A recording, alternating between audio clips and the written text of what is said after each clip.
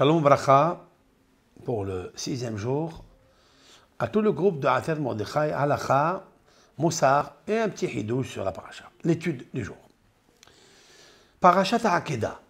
Le Rav nous conseille de lire la lecture de la Ha'Akedah, donc dans le Batah Eliyahu, comment l'Éternel a demandé à Avraham Avinu de prendre son fils, de le monter comme holocauste à la terre de Moria, etc., etc. Et comment Avraham Avinu, âgé, très âgé, il a pris son fils, âgé de 37 ans, il l'a amené avec une très grande joie pour sacrifier son unique fils qu'il aimait plus que tout, et de le rendre holocauste à Hachem.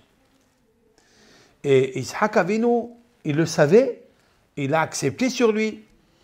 Il dit, le fait d'imaginer cela, d'imaginer la scène, ça réveille en nous une tchouka, une itorerut kadosh, un grand réveil pour servir à Kadosh Baruch Hu.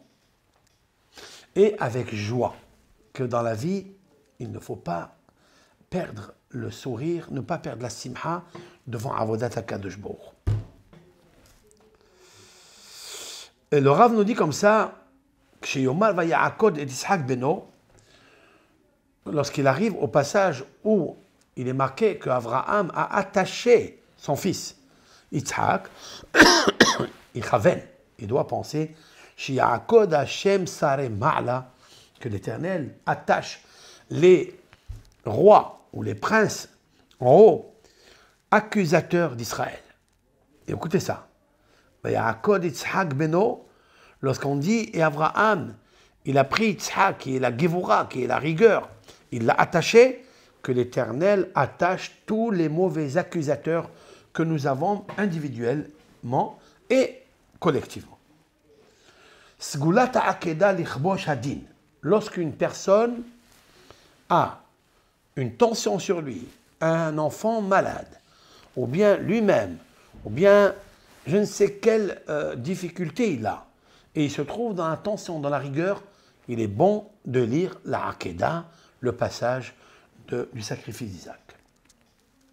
Et au moment où il arrive justement à Vaya'akod Yitzhak Beno, lorsqu'il a attaché son fils Yitzhak, eh bien, Akibouchou, il pense qu'Akibouchou va attacher toutes ces rigueurs qui l'entourent et qui veulent lui faire du mal. Mais la Khanit Ametz Bekavanata, c'est pourquoi il doit s'efforcer à comprendre ce qu'il dit et à faire la ferveur nécessaire que cette Ha'Akedah a besoin. Katvu Zal, nos sages ont écrit sur cela. Imsha Bitshuva Bekavanata Ha'Akedah, écoutez bien ça. Si un homme, il revient à Hachem, il fait une nouvelle naissance. Vous écoutez? Une nouvelle naissance. Il renaît de ses cendres. Il dit, j'oublie tout ce qui s'est passé avant. Maintenant, je veux renaître. Une nouvelle renaissance. Alors, et il lit la Ha'Akedah, la lecture du passage du sacrifice d'Isaac, Yechupar Avono, ses fautes, ils sont pardonnées. Mieux que ça, on ne peut pas trouver. C'est au nom du Harizal. Moussar, la petite morale. Yassim atzmo ke'eved v'yatchil hazemirot. Il dit, quand il commence avec les téphilines, le talit, après avoir lu le modé et les bénédictions qui suivent, pour remercier Hachem, il nous faut toujours collectionner et compter, C-O-N-T-E-R, compter les shvahim, les éloges et les bienfaits et les merveilles que Akibouchou nous a donnés. Et puis après se concentrer pour faire les mizmorim, il doit le faire comme un serviteur d'Hachem. Il dit le Rav, il nous conseille de lire tout sur le livre, pas par cœur. Devant qui il est debout, c'est-à-dire ou assis quand il prie. Toutes les lettres et les mots, il doit les sortir sans arracher ou hacher ou absorber des lettres ou des mots. Il doit le faire avec crainte et avec tremblement, avec kol namour, avec une voix basse, pas à haute voix très fort. Sauf bien sûr si le Messader, si c'est lui qui lit habituellement le pour qu'il y ait une organisation dans la tfila, il faut toujours un messader, c'est celui qui organise la prière. Hidouche à la paracha, le passage nous dit dans cette péricope que Yaakov n'a pas cru ses enfants que Yosef était vivant. Parce qu'il ne les a pas crus à eux. On sait très bien que l'Éternel a fait une alliance avec les lèvres. Comme il est marqué dans le traité Moed Katan, Sanhedrin, bon.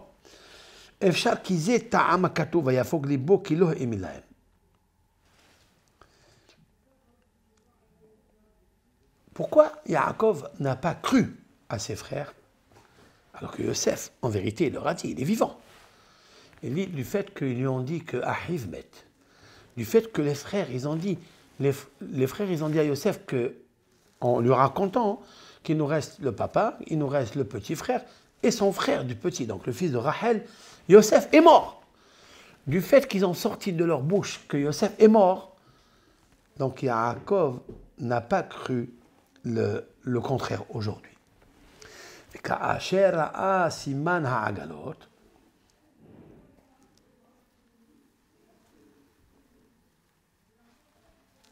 Voilà. Avant cela, vous savez très bien, c'est marqué que Yaakov, il a dit à Lavan, ne t'en fais pas. Il n'y a personne qui t'a pris les statues. Mais il ne savait pas que Rachel les avait subtilisés à son père. Et Yaakov a sorti de sa bouche quelque chose. Chez qui tu trouveras tes statues, tes dieux, il ne vivra pas. En fait, c'était Rachel qui les avait cachés, et Rachel est morte dans la route. Parce que Dieu a donné aux lèvres, quand on dit quelque chose, et surtout quand le tzaddik fait sortir quelque chose de sa bouche, c'est très difficile de réparer. Et c'est la raison pour laquelle Yaakov n'a pas cru à ses enfants, parce qu'une fois, ils lui ont dit qu'il est mort. Et même Yaakov, il a dit Tarov Toraf Yosef. Yosef a été déchiqueté. Et il n'est plus là. Yosef est né nous. C'est vrai que Yaakov n'a jamais dit qu'il est mort, mais les frères ont sorti de leur bouche qu'il est mort. Alors, il est très difficile de concevoir que maintenant il est vivant.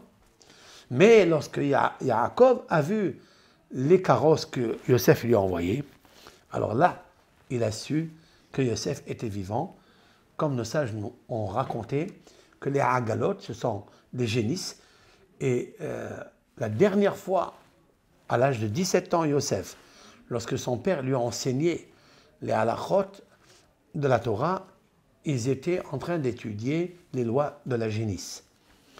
Et donc c'est un siman, pardon, que Yosef, il lui envoie à son père, et lui, tu te rappelles quand je t'ai quitté, il m'est arrivé, pendant 17 ans, ou 13 ans, il m'est arrivé ce qui m'est arrivé, maintenant sache que c'est moi, voilà, je t'envoie un siman.